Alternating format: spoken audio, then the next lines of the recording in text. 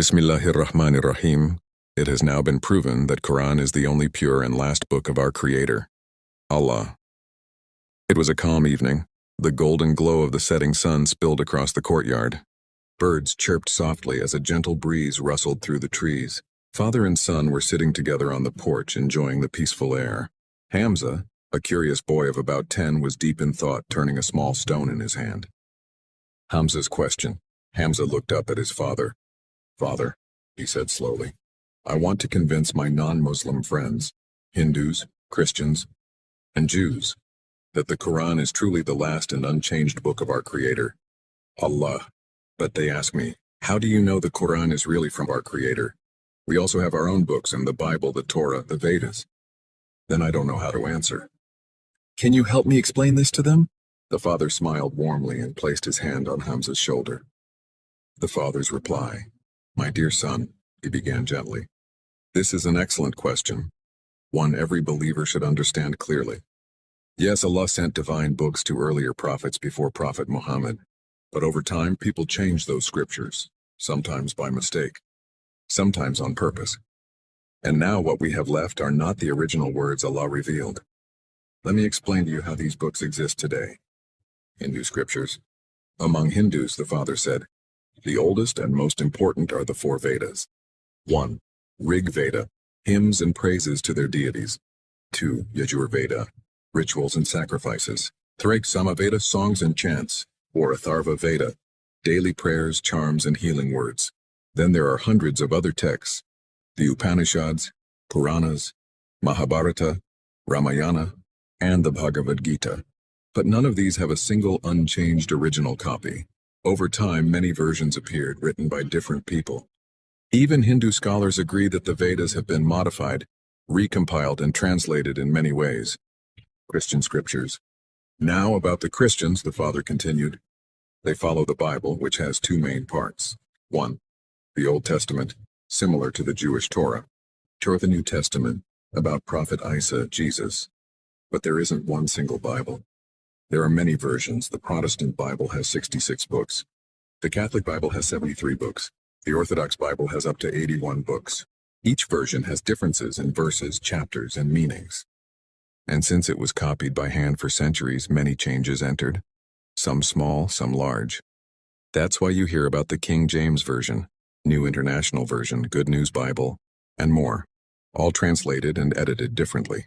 The Bible was originally a message from Allah, but the original Injil, the gospel revealed to Prophet Isa, no longer exists in its pure form.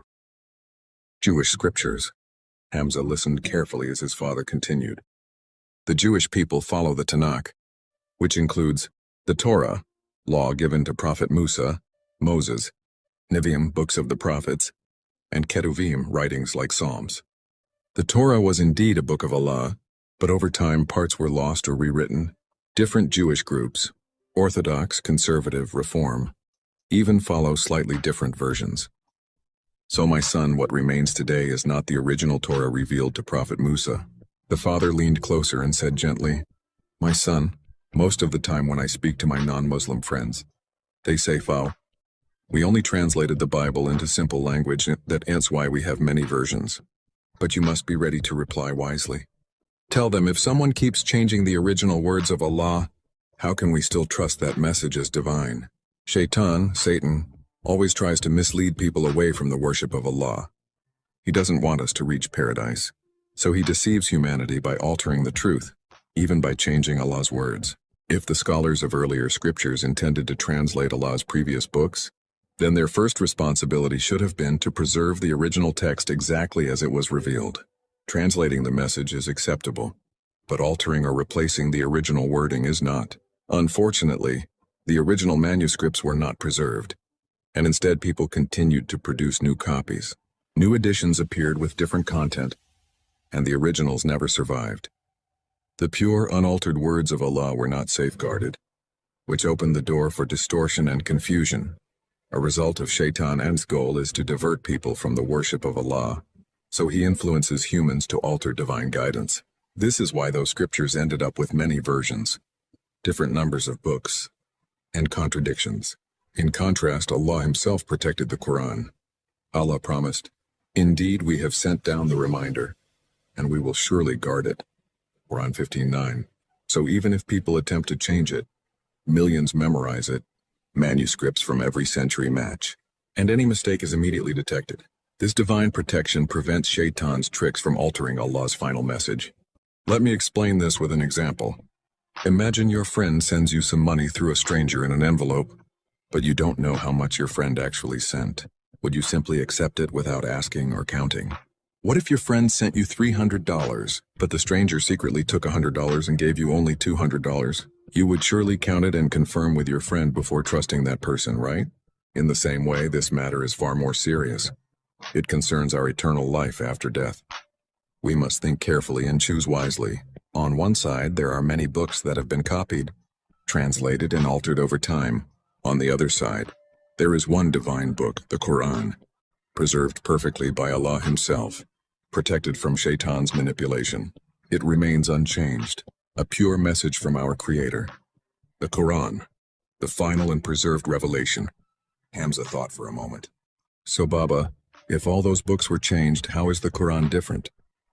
His father smiled. That's the beauty and miracle of the Quran. When Allah revealed it to our Prophet Muhammad, He promised to guard it Himself. Indeed, it is we who sent down the Quran, and indeed we will be its guardian. Surah Al-Hijr Bismillah. Thousands of companions memorized the Quran word for word during the Prophet An's lifetime. It was also written down under his supervision and later compiled perfectly under Caliph Abu Bakr and Uthman, R.A. Since then, more than 400 years ago, every Muslim generation has memorized and recited it exactly the same. No change in any word, letter, or sound. The Quran today is identical in every country, every mosque, and every language of recitation.